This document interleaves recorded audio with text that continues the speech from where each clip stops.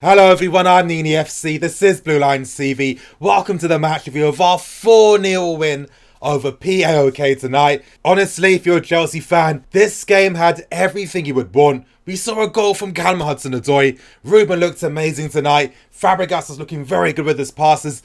Our fullbacks look great offensively. How many times were they able to create that cutback pass?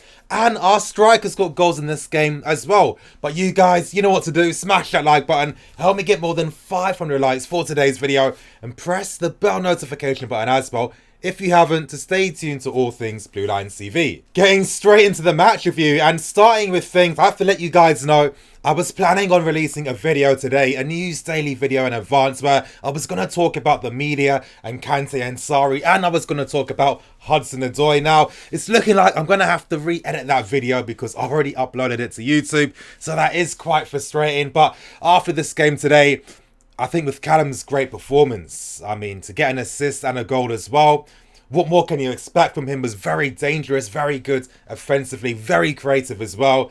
He looks like he's ready. I think we all know this. We've all felt this for a very long time.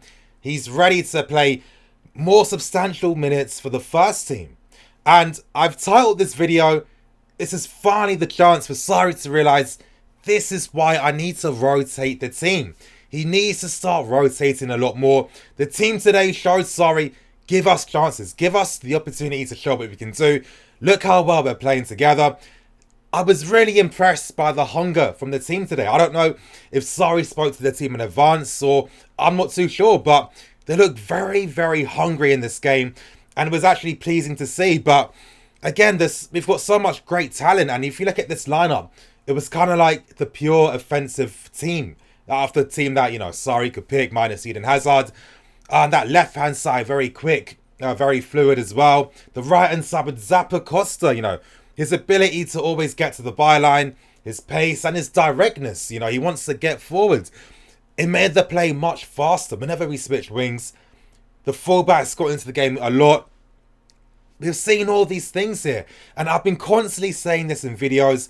There's so many great benefits for SARRI to rotate. There's literally only good things he can do if he starts doing that. It makes the rest of the team more confident and hungry because they know that if they perform, they're going to get that opportunity.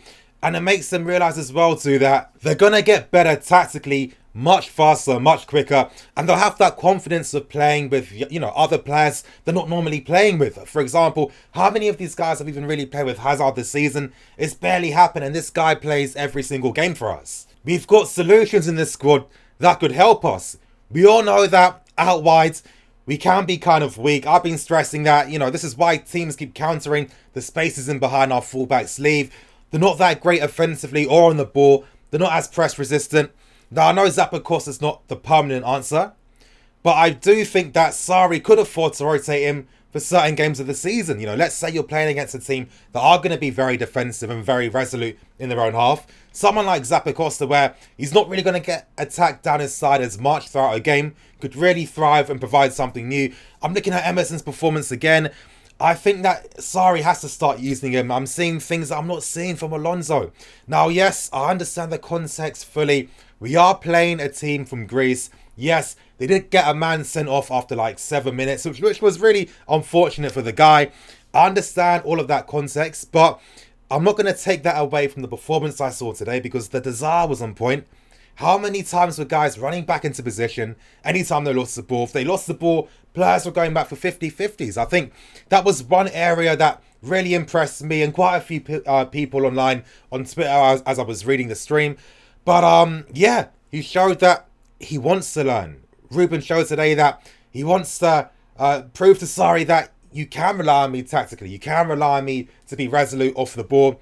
I can follow your tactical demands. And I'm going to touch on Ruben a bit later on in this match review, so just bear with me for a bit. But we have the quality and the solutions in the squad. And it's time for SARRI to loosen up a bit. Stop being as pragmatic with your squad selection and start to use these guys, because I think it could really benefit us as the season's going on. Now, as I was saying earlier about PAOK having a player sent off, it was quite unfortunate for them. As they started the game, you could see that, the manager had really been studying us recently, because the approach they used was pretty similar to how other teams have done it. Now, they didn't do that anywhere near as well as other teams we faced, like, Derbies and Spurs and Everton's, for example.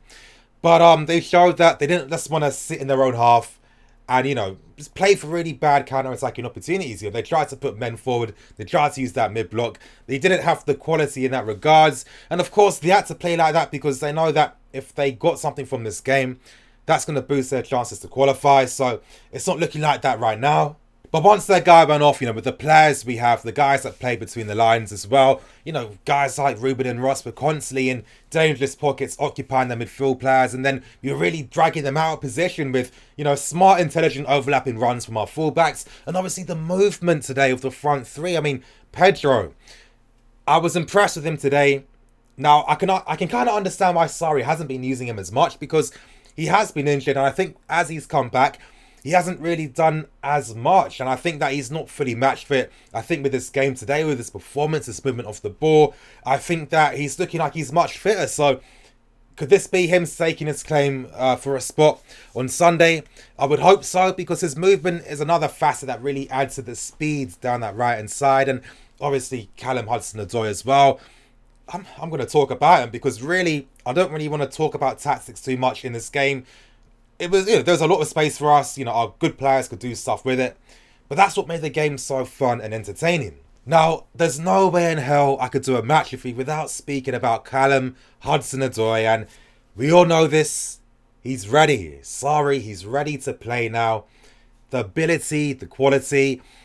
And it makes me happy that in this country, we're producing English players that look continental, that have skilled ability and flair and that confidence in themselves. And Callum showed all of that today.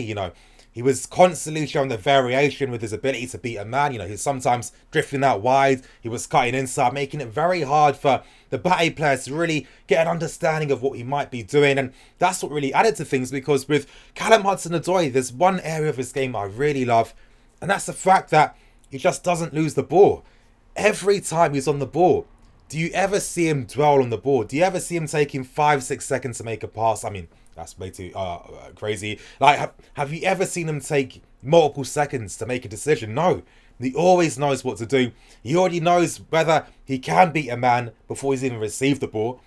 And he's so intelligent. And I think today, Sarri's been speaking about his movement, but I think he must be comparing his movement compared to guys like Willian. But he's just one of those players that you'd actually pay money to come and see play live. He's got that aura about himself, that self-belief. It was fantastic for him to get his first goal for us. It was a great finish from a very acute angle. Great technique with the shot as well. Now with Callum Hudson-Odoi, a lot of us have already seen him play for the youth teams. We know that he's got a very good shot. And I felt personally the reason why his shooting's been looking a bit poor in other games is purely because, maybe overexcitement and not really playing with the team as much, which is understandable. But today, starting the game, he really started the game very well. Very composed performance, and he expressed himself, and it wasn't one of those safe youth performances. He came out there with a message and a statement to be like, listen, the club, you guys want me to sign a contract. I need to know that I'm going to get that game time to develop here. I want to play for this club. Look what I can do. Look at this game today. I get an assist and I get a goal. And I'm one of the standout players again. You guys have to start taking me seriously if you want me to sign this contract. And he definitely made that statement for tonight. Another standout performer was Ruben Loftus-Cheek, and honestly, I don't care what anyone says. I have to be frank. I have to be honest. He's better than Ross Barkley. I'm sorry. Yes, the context is different today. Ross was playing the Kante role. I understand that, but that doesn't change anything. Look at what Ruben was doing with the ball. Look what he was doing off the ball as well. When have you ever seen Barkley provide that level of quality in a sustained period ever? When do you see him collect the ball and drive at opponents? I mean, with Ruben, that ability to just win a free kick for you, he's got that in his locker. That's great. That helps the team. He always knows when to make the right decision to make a run. His passing was very creative as well. How many nice lob through balls was he playing throughout the game today? And he was very dominant in midfield. And again, another guy that put out a statement, and it's just like, compare the performances of both players. You don't see that level of creativity or flair. And it's just like, come on, with Ruben, he's another guy that you would pay money to see. He's a very unique player. What midfield players really play like him in Europe? he's showing every time now, whenever he plays, that he's one of the best performing players during that game.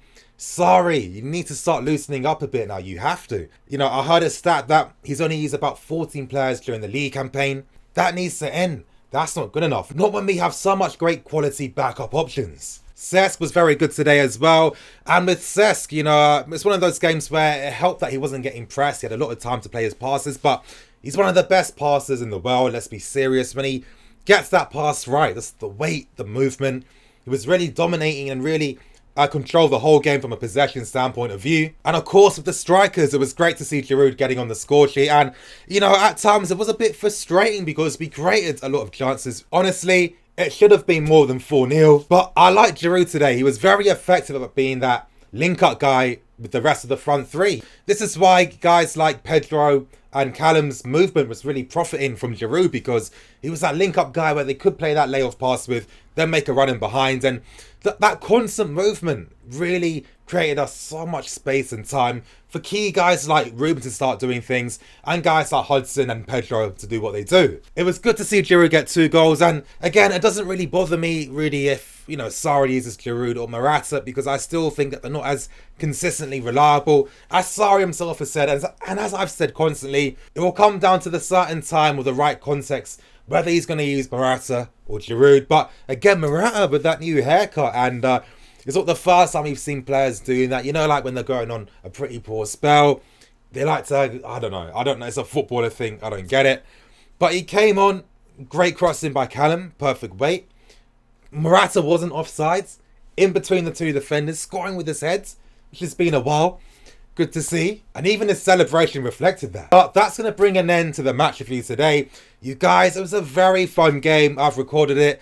Most likely, once I posted this video, I'm going to watch the game again. Everything you want to see as a Chelsea fan, it was here. Youth performances, great pieces of skill, individual play, great football, goals, everything you would want as a Chelsea fan. You guys, thank you for watching. I'm Nini FC. This is Blue Line CV. Signing out.